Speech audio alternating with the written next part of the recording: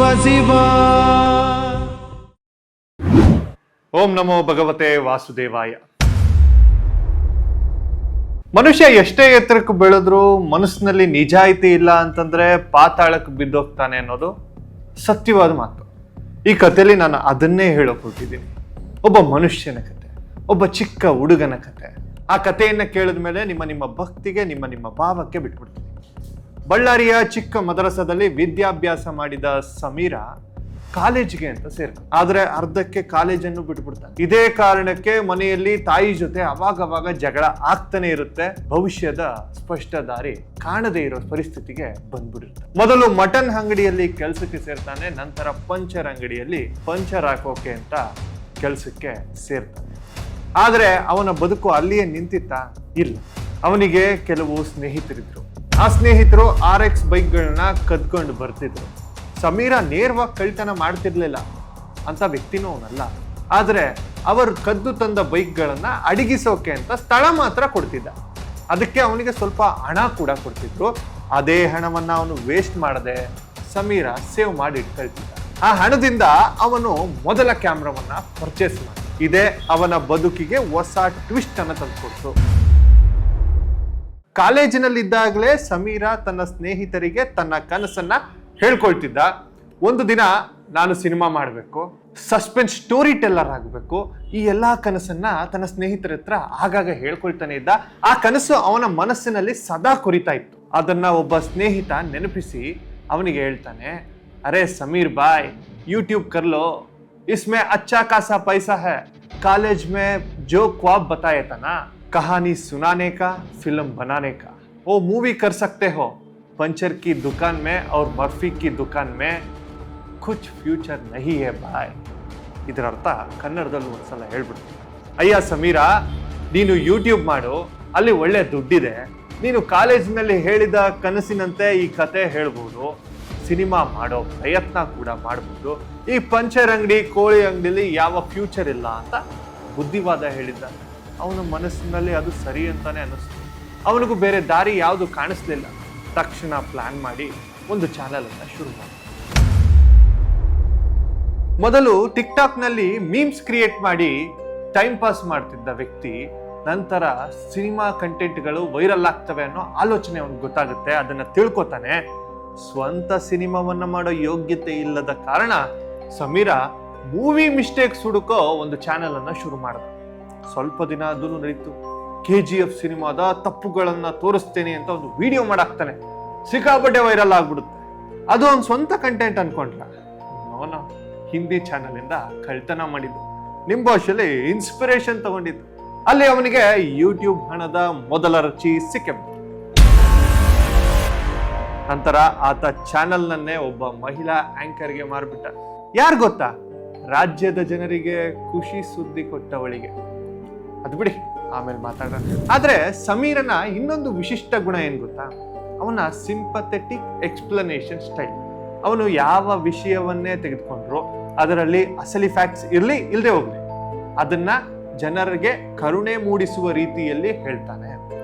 ಆ ಗುಣವೇ ಅವನಿಗೆ audience attract ಮಾಡಕ್ಕೆ ಸಿಕ್ಕಾಪಟ್ಟೆ ಹೆಲ್ಪ್ ಮಾಡ್ತು.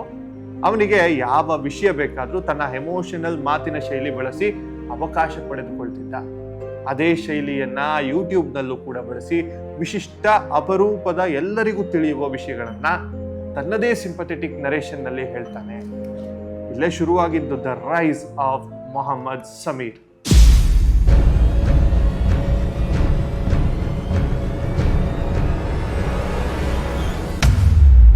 ಇದಾದ ಮೇಲೆ ಮತ್ತೊಂದು ಹೊಸ ಚಾನೆಲ್ ಕ್ರಿಯೇಟ್ ಮಾಡ್ತಾನೆ.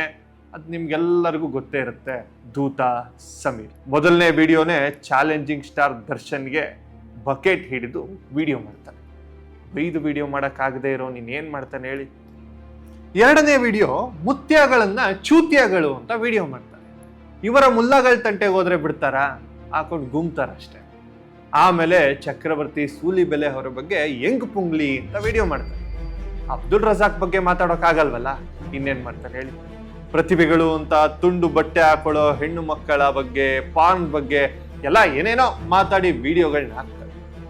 ಲೋನ್ EMI ಸರಿ ಕಟ್ಟೋ ಯೋಗ್ಯತೆ ಇಲ್ಲದೆ ಇರೋ ಲೋನ್ ಸ್ಕ್ಯಾಮ್ ಅಂತ ಒಂದು ವಿಡಿಯೋ ಮಾಡಾಕ್ತಾನೆ. JDS ಡೌನ್ಫಾಲ್, ಆ ಪಕ್ಷ ಸತ್ತೋಯ್ತು ಅಂತ ವಿಡಿಯೋ ಮಾಡ್ತಾನೆ. ಪಾಪ ಅವನ ಕಣ್ಣಿಗೆ SDPI ಕಾಣಿಸೋದೇ ಇಲ್ಲ. JDS ಬಗ್ಗೆ ವಿಡಿಯೋ ಮಾಡಿಸಿದ್ ಯಾರು ಗೊತ್ತಾ? ಪಾಪ ಆಗ ತಾನೆ ಪಕ್ಷದಿಂದ ಒದ್ದು ಹೊರಗಾಕಿರ್ತಾರೆ ಒಬ್ಬಳನ್ನ. ಆ ಕೋಪಕ್ಕೆ ಇವನಿಂದ ಈ ವಿಡಿಯೋನ ಮಾಡಿಸಿರ್ತಾಳೆ. ಇರ್ಲಿ, ಅದೆಲ್ಲ ಇಲ್ಲಿ ಇಂಪಾರ್ಟೆಂಟ್ ಅಲ್ಲ. ಪಾಪ ಯಾರೋ ಹನಿ ಟ್ರ್ಯಾಪ್ ಆಡಕ್ ಹೋಗಿ ತಗಲಾಕೊಂಡವಳ ಬಗ್ಗೆ ಸಪೋರ್ಟ್ ಮಾಡಿಕೊಂಡು ಕರಳು ಕಿತ್ಕೊಂಡು ವಿಡಿಯೋ ಮಾಡಿದ ಸಮೀರ, ಅವನಿಗೆ ಬೇರೆ ದಾರಿ ಇರಲಿಲ್ಲ. ಇವನು ಅವ್ರಿಗೆ ಸಪೋರ್ಟ್ ಮಾಡಲೇಬೇಕಾಗಿತ್ತು. ಯಾಕೆ ಹೇಳಿ? ಅವನು ಕೂಡ ಅವ್ರಿಗೆ ಹಂಗೆ ಅಲ್ವಾ, ಬಿಟ್ಕೊಡಕ್ಕಾಗುತ್ತಾ ಹೇಳಿ? ಸಿನಿಮಾ ಕಂಟೆಂಟ್ಸ್ ಬಗ್ಗೆ ಮಾತಾಡ್ತಾ ಇದ್ದಂತಹ ವ್ಯಕ್ತಿ ಸಡನ್ ಆಗಿ ರಾಜಕೀಯದ ಬಗ್ಗೆ ಮಾತಾಡ್ತಾನೆ, ಸೆಲೆಬ್ರಿಟೀಸ್ ಬಗ್ಗೆ ಮಾತಾಡ್ತಾನೆ, ಸೋಷಿಯಲ್ ಇಶ್ಯೂಸ್ ಬಗ್ಗೆ ಮಾತಾಡ್ತಾನೆ, ಮನಸೋ ಇಚ್ಛೆ ವಿಡಿಯೋಗಳನ್ನ ಮಾಡ್ತಿರ್ತಾನೆ. ಇದೆಲ್ಲ ಕೆಲವು ರಾಜಕೀಯ ಶಕ್ತಿಗಳ ಕಣ್ಣಿಗೆ ಅದು ಎಡಪಂಥೀಯ ಶಕ್ತಿಗಳೋ ಮಾವೋವಾದಿ ಶಕ್ತಿಗಳೋ ಗೊತ್ತಿಲ್ಲ.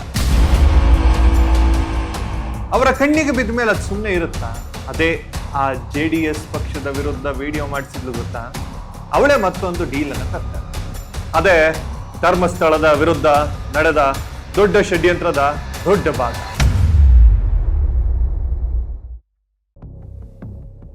ಗಿರೀಶ ಬರ್ತಾನೆ, ಮಹೇಶನು ಬರ್ತಾನೆ, ಒಂದೊಳ್ಳೆ ವಿಡಿಯೋ ಮಾಡಬೇಕು, ಅದೇನ್ ಖರ್ಚಾಗುತ್ತೆ ನೋಡ್ಕೊಳ್ಳುವ ಅಂತಾನು ಹೇಳ್ತಾರೆ. ಎಡಪಂಥೀಯ ಶಕ್ತಿಗಳು ಒಟ್ಟಾಗ್ತವೆ, ಧರ್ಮಸ್ಥಳದ ಮೇಲೆ ಸೀಳು ನಾಯಿಗಳ ರೀತಿ ದಾಳಿ ಮಾಡಲು ತಯಾರಾಗ್ತಾರೆ. ಮನುಷ್ಯ ತಾನು ಮಾಡ್ತಿರೋ ಕೆಲಸನ ಪ್ರತಿ ಸಲ ಸರಿಯಾಗಿನೇ ಮಾಡ್ತಿದ್ದೀನಿ ಅಂತಾನೆ ಅನ್ಕೋತಾನೆ. ಅದು ಕೆಲಸ ತಪ್ಪಾಗಿದ್ರು ಕೂಡ ಅವನ ಕಣ್ಣಿಗೆ ಅದು ಸರಿಯಾಗಿ ಕಾಣಿಸ್ತಿರುತ್ತೆ. ಇದು ಮನುಷ್ಯನ ಸಹಜ ಸ್ವಭಾವ ಅಲ್ವಾ? ಇಲ್ಲೂ ಅದೇ ಆಗಿದ್ದು. ಸೌಜನ್ಯ ಪ್ರಕರಣ ಬಳಸಿಕೊಂಡು ಒಂದು ಕಟ್ಟುಕತೆಯನ್ನ ಕಟ್ಟಿ ಇವತ್ತಿನ ಬುರ್ಡೆ ಗ್ಯಾಂಗ್ನ ಅಫಿಷಿಯಲ್ ಸದಸ್ಯನಾಗಿ ನೋಂದಣಿಯಾಗ್ತಾನೆ ಸಮೀರ. ವಿಡಿಯೋ ಬರುತ್ತೆ, ರಾಜ್ಯದ ಪ್ರತಿ ಮನೆಗೂ ವಿಡಿಯೋ ತಲುಪುತ್ತೆ. ಇಲ್ಲಿಗೆ ಇದು ನಿಲ್ಲಲ್ಲ, ಮತ್ತೊಂದು ವಿಡಿಯೋ ಮಾಡ್ತಾನೆ, ಸಾಕ್ಷಿ ನಾಶ ಆಗಿದೆ ಅಂತ ಹೇಳ್ತಾನೆ. ಅದನ್ನು ಕೂಡ ಜನ ನಂಬ್ತಾರೆ. ಇಲ್ಲಿಗೆ ನಿಲ್ತಾ? ನೋ. ಪಹಲ್ಗಾಮ್ ದಾಳಿಯ ವಿಚಾರದಲ್ಲೂ ನಮ್ಮ ದೇಶದ ಪರ ಮಾತಾಡೋದು ಬಿಟ್ಟು ನಮ್ಮ ಸೈನಿಕರ ವಿರುದ್ಧ ನಾಲಿಗೆಯನ್ನ ಹರಿಬಿಡ್ತಾನೆ. ವಿನಾಶಕಾಲೆ ವಿಪರೀತ ಬುದ್ಧಿ ಅಂತಾರಲ್ಲ, ಹಂಗಾಯ್ತು ಕತೆ ಇವೊಂದು. ಖುಷಿ ಅನ್ನೋ ವಿಶೇಷ ಚೇತನ ಮಗು ಪಾಪ ಆಕ್ಸಿಡೆಂಟ್ ಆಗಿ ಸತ್ರೆ ಆಕೆ ಮೇಲೆ ಅತ್ಯಾಚಾರ ನಡೆದಿದೆ ಅಂತ ಇವನು ಮತ್ತೆ ಇವನ್ ಚೋರ್ಗುರು ಗಿರೀಶ ಬೊಬ್ಬೆ ಹೊಡಕತಾರೆ, ಮೈಲೇಜ್ ತಗೋತಾರೆ. ಪಾಪ ಹೆಣ್ಣಿನ ಆತ್ಮ ಗೌರವನೇ ಇಲ್ವೇನ್ರಿ? ಹೆಣ್ಣು ಸತ್ರು ಕೂಡ ಅವಳ ಆತ್ಮಕ್ಕೆ ಶೀಲ ಇದೆ ಅಂತ ನಮ್ಮ ಸಂಸ್ಕೃತಿ ಹೇಳ್ತೀವಿ. ಬಿಡಿ, ವಿಷಯಕ್ಕೆ ಬಂದ್ಬಿಡ್ತೀನಿ, ವಿಷಯ ಡೈವರ್ಟ್ ಆಗೋದು ಬೇಡ. ಇಷ್ಟೇ ಅಲ್ಲ, ಈ ಬುರ್ಡೆ ಗ್ಯಾಂಗ್ ಹೇಳಿದ್ದೆಲ್ಲ ಕೇಳ್ಕೊಂಡು ಎಲ್ಲ ಉಚ್ಚಾಪಟ್ಟೆ ವಿಡಿಯೋ ಮಾಡಿಕೊಂಡು ಕೋರ್ಟ್ ಆರ್ಡರ್, ಇಂಜೆಕ್ಷನ್ ಅನ್ನ ಧಿಕ್ಕರಿಸಿ ಪ್ರತ್ಯೇಕವಾಗಿ ಧರ್ಮಸ್ಥಳದವರ ಹೆಸರನ್ನ ಹೀನಾಯಮಾನವಾಗಿ ತೆಗೆದುಕೊಂಡು ಮಾತುಗಳನ್ನ ಹಾಡಿ ವಿಡಿಯೋ ಮಾಡಿ. ಮನುಷ್ಯನ ಬುದ್ಧಿ ಅತಿರೇಕಕ್ಕೆ ಹೋದಾಗ ಭಗವಂತ ಒಂದು ಮೆಸೇಜ್ ಕೊಡ್ತಾನೆ, ನಾವದನ್ನ ಕೇಳಬೇಕು ಅಷ್ಟೆ. ಅದೇ ಸಮೀರ್ಗೂ ಆಗಿದ್ದು. ದೇವರು ಇಲ್ಲೇ ನಿಲ್ಲಿಸ್ಬಿಡು ಅಂತ ಒಂದು FIR ಮುಖಾಂತರ ಒಂದು ಸಂದೇಶ ಕೊಟ್ಟಿದ್ದ. ಇವನ ಚೋರ್ಗುರು ಬಿಡ್ಲಿಲ್ಲ ಅಷ್ಟೆ. ಬುರ್ಡೆ ಭೀಮನ ತಂದ, ಹುಟ್ಟೆ ಇಲ್ಲದ ಅನನ್ಯ ಭಟ್ ಎಂಬ ಕಥೆಯನ್ನ ತಂದ, ಆಕೆ ತಾಯಿಯನ್ನ ಕೂರಿಸಿ ಮಾತಾಡಿಸ್ದ. ಇಷ್ಟೆಲ್ಲ ಕುಮ್ಮಕ್ ಕೊಡೋಕೆ ಸಮೀರ ಜೈ ಜೈ ಜೈ ಅಂತಂದ. ಇರ್ಲಿ, ಇಡೀ ಬುರ್ಡೆ ತಂಡ ರಾಜ್ಯದ ಮುಂದೆ ಬೆತ್ತಲಾಗೋಯ್ತು. ಇಲ್ಲಿ ಬಲಿಯಾದವ್ರು ಯಾರು ನೀವೇ ಹೇಳಿ? ಒಂದ್ಸಲ ನೀವೇ ಯೋಚನೆ ಮಾಡಿ. ಬುರ್ಡೆ ತಂದ ಚೆನ್ನೈ, ಬುರ್ಡೆ ಬಿಟ್ಟ ಸುಜಾತಾ ಭಟ್, ಬುರ್ಡೆ ಕತೆ ಪುಂಗಿದ ಸಮೀರ. ಈ 3 ವ್ಯಕ್ತಿಗಳ ಜೀವನ ಬಲಿಯಾಗೋಯ್ತು. ಚೆನ್ನೈನಿಗೆ ವಕೀಲರಿಲ್ಲ, ಸುಜಾತಾಗೆ ಪಾಪ ಸಣ್ಣ ವಾಹನದ ವ್ಯವಸ್ಥೆ ಮಾಡಿಲ್ಲ, ಸಮೀರನಿಗೆ ಮನೆ ಇಲ್ಲ ಅಂತ ಪಾಪ ಅವನು ವಿಡಿಯೋ ಮಾಡ್ಕೊಂಡು ಕಣ್ಣಲ್ಲಿ ನೀರು ತುಂಬಿಕೊಂಡು ಮಾತಾಡ್ತಾನೆ. I felt very sad for him. Manjunath ಕ್ಷಮಿಸಿದ್ರು, ಅಣ್ಣಪ್ಪ ಕ್ಷಮಿಸಲ್ಲ. ಈಗಲಾದರೂ ಹೋಗಿ ಕಪ್ಪು ಕಾಣಿಕೆ ಹಾಕಿಸ್ತೀನಿ. ಧರ್ಮಸ್ಥಳಕ್ಕೆ ನಾನು ನಿನ್ನ ಜೊತೆ ಬರ್ತೀನಿ, ಅಲ್ಲಿ ಕಪ್ಪು ಕಾಣಿಕೆ ನಾನು. ಕ್ಷಮಿಸಬೇಕಾಗಿರೋದು ಅಣ್ಣಪ್ಪ, ಕ್ಷಮಿಸೋ ನಿರ್ಧಾರ ಅವನಿಗೆ ಬಿಟ್ಟುಬಿಡು. ನೀನು ಈಗ ಇರೋ ಪರಿಸ್ಥಿತಿಗೆ ಕೀರ್ತಿ ಶಂಕರಘಟ್ಟ ನಿನ್ನ ತಾಯಿಯನ್ನ ತನ್ನ ತಾಯಿ ಅಂತ ನೋಡ್ಕೊಳ್ತೀನಿ, ನಿನ್ನ ಸಮಸ್ಯೆ ಮುಗಿಯೋ ತನಕ ನನ್ನ ಮನೇಲಿ ಜಾಗ ಕೊಡ್ತೀನಿ ಅಂತ ಆಲ್ರೆಡಿ ಹೇಳಿದ್ದಾರೆ. ಅವ್ರು ಮಾತ್ರ ಅಲ್ಲ, ನಾನು ಕೂಡ ನಿನ್ನ ಜೊತೆ ನಿಲ್ತೀನಿ. ನಿನಗೆ ಯಾವ ಸಪೋರ್ಟ್ ಬೇಕು ಅದನ್ನ ಮಾಡಿ. ಆದ್ರೆ ಒಂದು ಅನುಮಾನ ನನ್ನ ಮನಸ್ಸಲ್ಲಿದೆ, ನಿನ್ನ ಚೋರ್ಗುರು ಯಾಕೆ ನಿನ್ ಮೋಸ ಮಾಡ್ದ? ನಿನ್ ಕೈ ಬಿಟ್ಬಿಟ್ಟ? ಕಾರ್ನಲ್ಲಿ ಜೀವನ ಮಾಡುವಂತ ಪರಿಸ್ಥಿತಿ ಯಾಕೆ ತಂದ್ಬಿಟ್ಟ? ನಿನ್ನ ಸಮುದಾಯ ಯಾಕೆ ನಿನ್ನ ಕೈ ಬಿಡ್ತು? ಅದನ್ನು ಒಂದು ಸ್ವಲ್ಪ ಯೋಚನೆ ಮಾಡು. ಈ ಪ್ರಶ್ನೆಗಳು ನಿನ್ನ ಮನಸ್ಸಿನಲ್ಲಿರಲಿ. ನಿಮಗೆ ಒಳ್ಳೆಯದಾಗಲಿ ಸಮೀರ್. All the best. ನಿನ್ನ ಭವಿಷ್ಯನೂ ಚೆನ್ನಾಗಿರುತ್ತೆ. ಸಿಗ್ತೀನಿ ಮುಂದಿನ ವಿಡಿಯೋಲಿ. ನಮಸ್ಕಾರ.